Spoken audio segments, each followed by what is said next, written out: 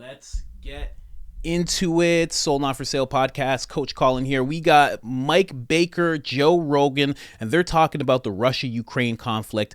And what they're touching on in this clip is what happens if the aid that Ukraine is receiving dries up. What happens if Russia decides to just keep on pushing and pushing and pushing like they have? What does that mean for Ukraine? What does that mean for Russia?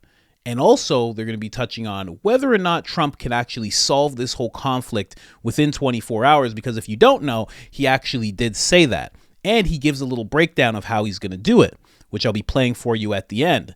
And after this clip, along with the clip I just mentioned, I'm going to be playing a little timeline of everything, most things, that Trump said he would do and did in regards to Iran, because it seemed at the time like it was a little bit like he was pushing towards World War III, like he was being a little xenophobic, like he was being a little prejudiced, all those nice things they like to throw around. But now that we're in 2023 and we're at where we're at, we see that it was absolutely necessary. So let's start up with this Joe Rogan clip first, and let's get to the rest after. Let's go.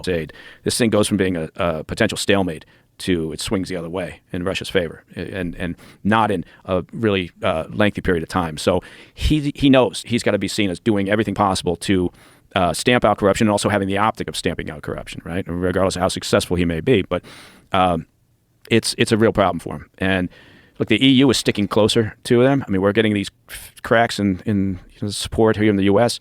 The European Union is they're still all in because they're right there, right? And so they understand that you can't let Putin win this. So they're tightening sanctions. Look, the biggest problem we've got is we haven't gone after the energy sector for Russia, just like we really haven't for the Iranians, right? We've the EU implemented what they call an oil price cap. So they said, okay, we'll only allow Russian oil to be sold on the market at $60 a barrel. That's the cap. Now, the Russians figured out pretty quickly, because that's what they're good at, how to bust that sanction, right? So they created their own tanker fleet, and they started getting around. And they've initially, when the that oil cap was put in place by the EU, their revenues really dipped. And when oil revenues dip in Russia, Putin can't fuck around, right? He can't do what he's doing. He can't support it. And we haven't been serious about maintaining that. Right? We haven't, because in part it's energy. Europe needs some of that energy, so they got to keep it flowing. But they figured out a way to beat those sanctions, and so they've doubled the amount of money that they made in October compared to September. So they're generating enough to keep the war effort going, is what I'm saying, in a not particularly eloquent way. So yeah, I don't know. And then there's the Nord Stream pipeline, right? So Seymour Hersh reported that the U.S. destroyed the Nord Stream pipeline, but now it's being talked that Zelensky and the Ukrainians destroyed it. Yeah. It looks like what's his name, Javinsky. One of the I forget what his name is. But it does look like, based on the latest reporting, that it was a special operations effort by Ukrainian military. And the reporting is that it was a small team operation, that Zelensky was kept in the dark, in part because, they wanted to give him plausible deniability. Mm-hmm. Right? It's not necessarily a good look if they don't, go to the leader and say, this is what we're thinking about doing. Do we authorize it? Zelensky probably would have said no. So there's an element of that. They probably thought, well, we think it's a good idea, so we're going to do it. Let's keep him in the dark, and then he can say he didn't know anything about it. But it does look like it was a small team operation. They sailed a boat, maybe two boats out there, dove down, blew up the pipeline, and then it's been confusing ever since, right? How did Seymour Hersh get it wrong? I don't know. I don't know what his sources were, so I don't want to say anything. He's a very, he's a focused and energetic, investigative guy. He's certainly got a lot of experience. So I don't know what his sources were, but there was, Russia was being blamed. People were saying Russia did it, which was not out of the realm of possible. People were saying it's the U.S. People were saying it's Britain.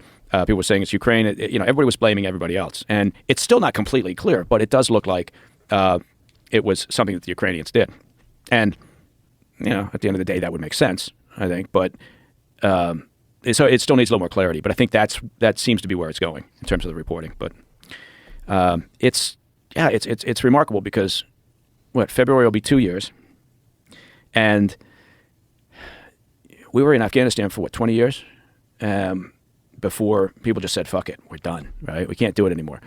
This has been 2 years, not even 2 years, and you've got some people in the States going, fuck it, we're kind of done, Do we really need to worry about this?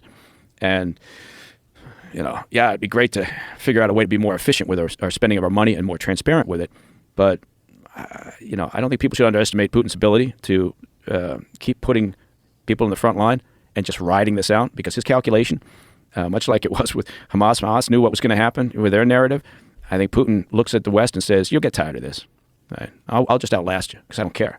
And he's dedicated to, rebuilding in some fashion the old Soviet Union. Aren't they taking prisoners out and giving them, what was the report? That they were taking people that had these long-term prison sentences and they were giving them the option to fight in the war, and that they would release them. That's exactly right. And that's where Yevgeny Prigozhin, who ran the Wagner Group, or was the owner, essentially, of the Wagner Group. And then he died in that completely mysterious plane accident. After he tried to stage a coup. Yeah. I don't know what happened. Odd.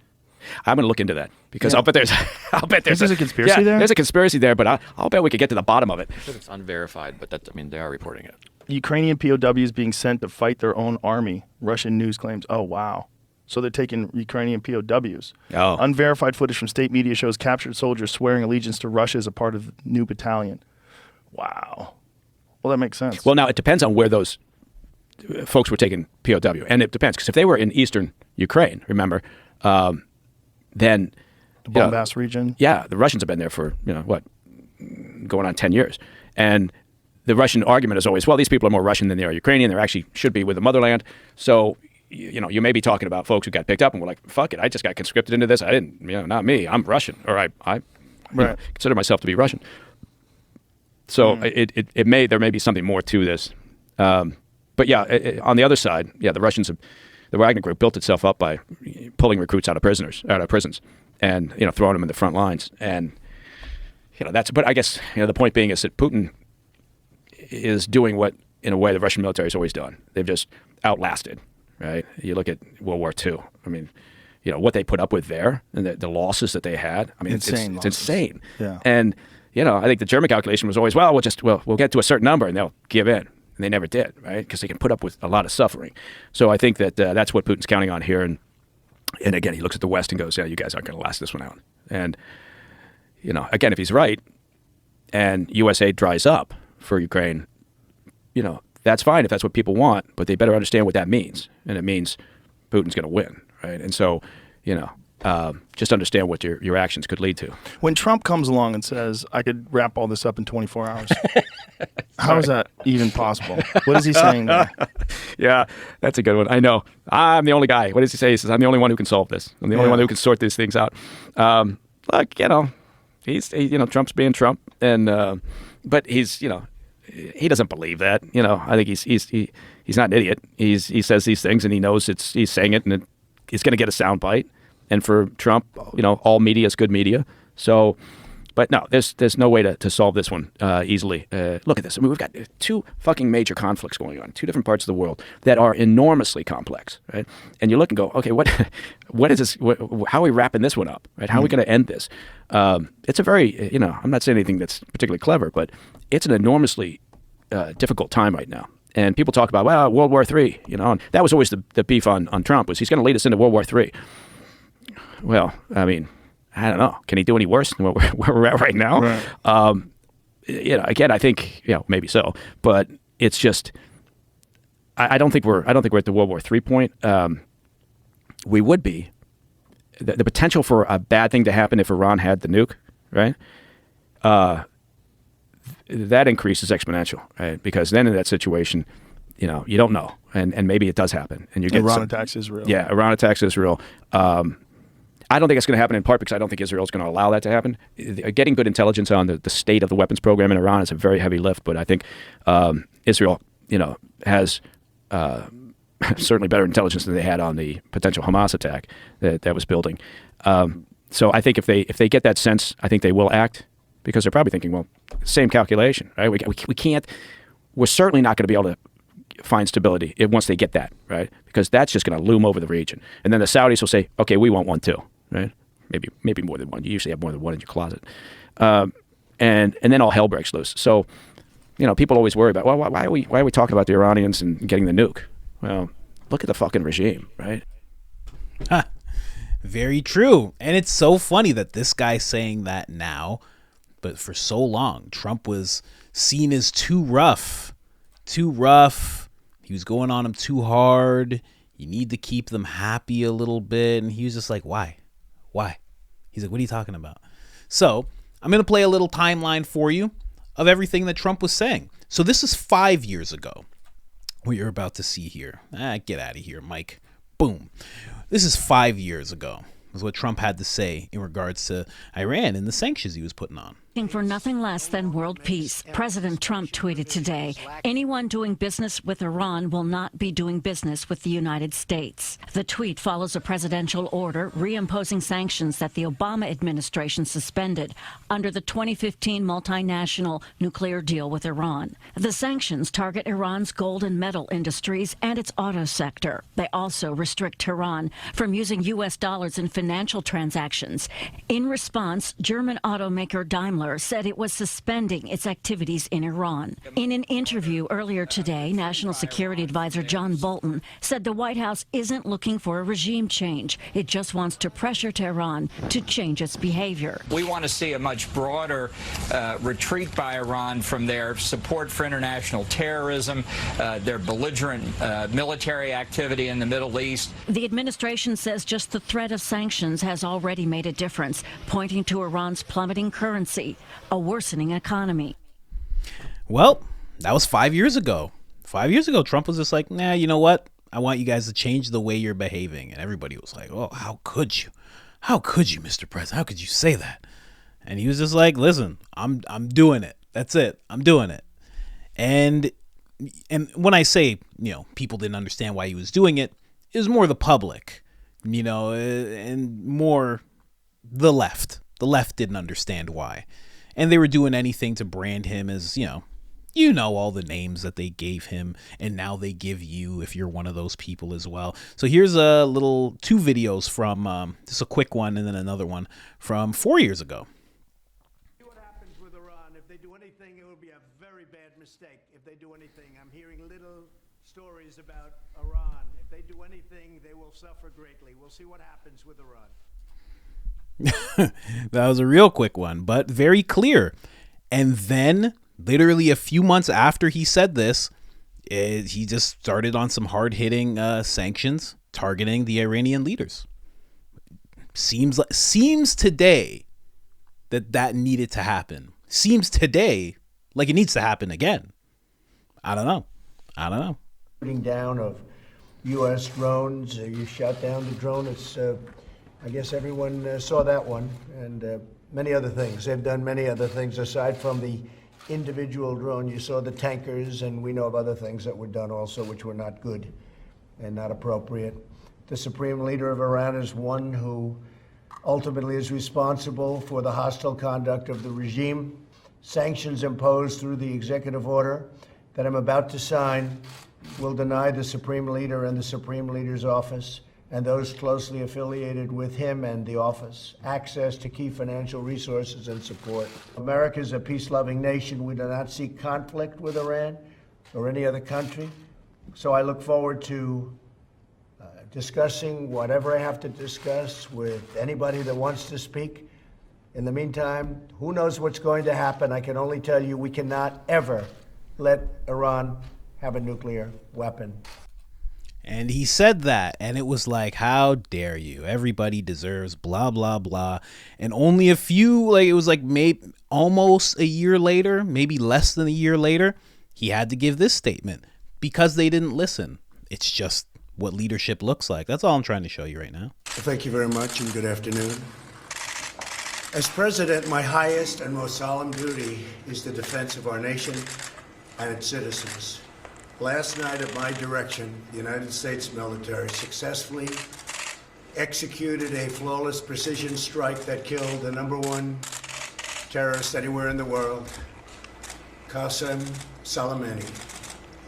Soleimani was plotting imminent and sinister attacks on American diplomats and military personnel, but we caught him in the act and terminated him. Under my leadership, America's policy is unambiguous to terrorists. who harm or intend to harm any American. We will find you. We will eliminate you. We will always protect our diplomats, service members, all Americans, and our allies.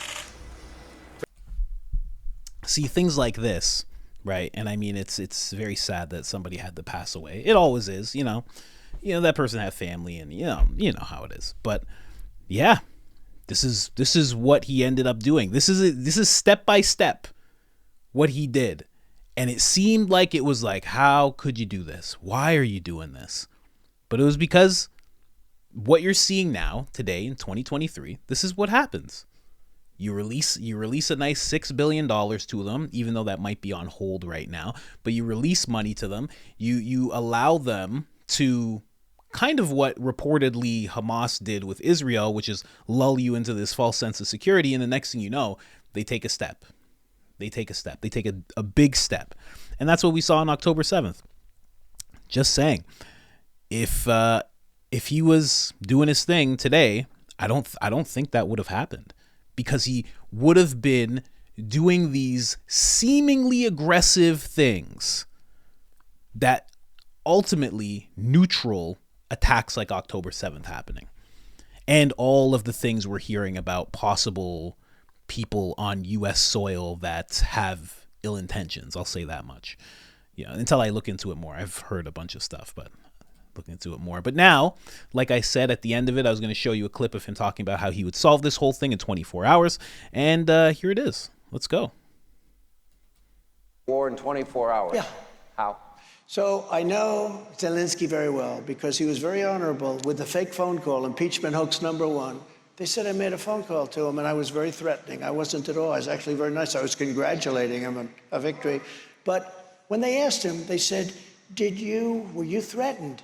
He didn't even know what they were talking about. He was very honorable. He could have done grandstand. He said, yeah, I felt threatened. He didn't do that. And as you know, I get along very well with Putin. I would tell Putin, got to settle. I would tell Zelensky, you got to settle. I would tell one, you're going to load up with money. I'd tell the other, you're not going to get any money. I would get a settlement in 24 hours. Now, it should have never happened. You have thousands, hundreds of thousands of dead people right now, hundreds of thousands. You have cities that are obliterated. I don't know if you've ever seen the cities after they finish with the rockets. You have cities with no building standing. It looks like just a demolition zone. It's so horrible. Sad. And and then they'll say 2 people were hurt. No, hundreds of people and thousands of people were killed. You're going to find out when this whole thing is over that the number of people killed is far greater than they tell you. They're not telling you the truth. Many, many thousands, hundreds of thousands of people are dying. These cities are being obliterated. And basically they say, what's your stance? Are you for Russia or are you for... I'm for one thing very simple. I want to stop people from getting killed. Yep. So, all in all, when it comes to what he just said, in terms of solving it, he makes it sound really simple. And I know because it's a whole country and there's war and all this stuff. It's like, oh, it can't be that simple. Some things, when you're dealing with the heads of these things, because in reality, he doesn't have to deal with every soldier and every general and lieutenant and this and that. He just has to deal with the 2 heads. And one of them already knows that if he doesn't have enough money, he can't continue what he's doing, and that's Zelensky. And the other one knows that if Zelensky stops doing what he's doing, and they go back to what Putin originally agreed to, then he might stop as well. Now, I can't speak on that, but Zelensky, his side is very simple. Stop giving him money, exactly like Trump said. You stop giving him money, he's not going to be like, well, I'm just going to keep going. Because then everybody's going to look at him like, okay, now you're treading on, tyrant level. You're going to keep pushing these people even though you know you're going to lose. Can't do that. Meanwhile, if the money comes in, it's questionable. Maybe he can still survive. Maybe he can keep this whole thing going. I think, and then I don't know what it is that Putin and Trump have. Obviously it's not Russian collusion. Obviously that was all just nothing. But there is some kind of respect there between the 2 of them. And I think if Trump comes in and says, listen, I've stopped Ukraine. I've stopped them. This is done. On their side, it's done. What do I have to do for you to stop as well? I think there's a conversation that they could have. I don't think Putin would be like nothing, absolutely nothing. I don't think he would take it that far. Because then Then the United States just looked at you and said, I want peace. And you say, no, I want war. And the United States is going to go, okay. I know how to do that too.